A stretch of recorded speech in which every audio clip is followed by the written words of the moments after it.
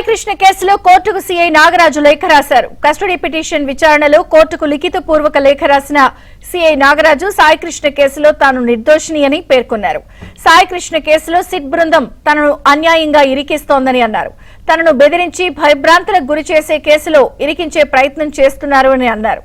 SIT కు తన కస్టడీతో అవసరం లేదని, కేవలం కేసులో ఇరికించడం కోసమే కస్టడీ కోరారు అని నాగరాజు ఆరోపించారు.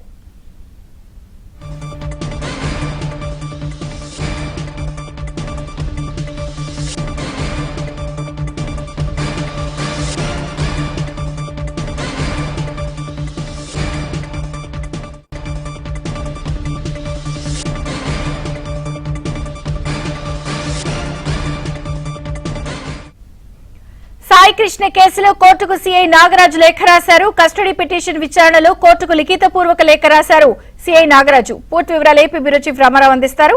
రామారావు.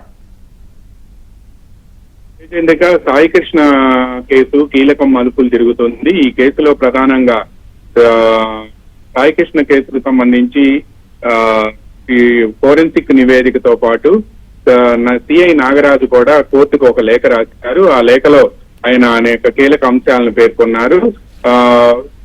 కేసులో కస్టడీ పిటిషన్ విచారణలో కోర్టుకు లిఖితపూర్వక లేఖ రాయడంతో పాటు సిట్ బృందం సాయి కృష్ణ కేసులో తనను అన్యాయంగా ఇరికిస్తుందని, తనను బెదిరించి భయభ్రాంతులకు గురి చేసి కేసులో ఇరికించే ప్రయత్నం చేస్తుందని పేర్కొన్నారు. దీంతో పాటు సిట్కు నా కస్టడీ అవసరం లేదు, కేవలం నన్ను ఈ కేసులో ఇరికించడం కోసమే కస్టడీ కోరారు అని చెప్పడమే కాకుండా తనను విచారించాలంటే న్యాయవాదుల సమక్షంలో విచారించాలని, సిట్ అధికారులు తనను టార్చర్ చేయకుండా చూడాలని చెప్పి కూడా ఆయన పేర్కొన్నారు. దీంతో పాటు మరో కీలకమైన అంశం ఏంటంటే ఈ ఫోరెన్సిక్ నివేదికకు సంబంధించి కూడా కోర్టుకి సిట్ బృందం ఒక నివేదిక ఇచ్చింది.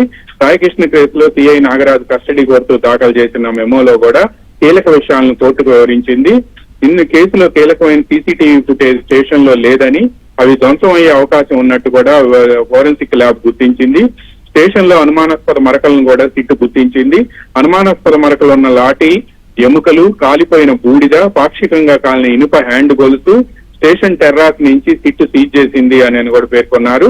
సాయి కృష్ణ కస్టడీలో తీవ్ర గాయాలతో మృతి చెందాడు అని కూడా కొందరు స్టేట్మెంట్ ఆధారంగా కూడా సిట్ గుర్తించింది. మృతదేహాన్ని ఏం చేశారనే విషయాన్ని కస్టడీకి అనుమతిస్తే నాగరాజును తీసుకువెళ్లి గుర్తిస్తాము అని కూడా సిట్ ఆ పిటిషన్ లో పేర్కొంది. ఈ లోపే సిట్ గురించి నాగరాజు న్యాయాధికారికి లేఖ రాయటం కూడా కొంత ఈ కేసులో కీలక మలుపు తిరిగింది అని కూడా చెప్పవచ్చు. ఈ రోజు నుంచి కూడా సిట్ బృందం రాజమండ్రిలో అక్కడ నాగరాజుని కస్టడీలోకి తీసుకొని విచారించడం ప్రారంభించింది. Vijayachandrika. Okay Ramarao, thank you.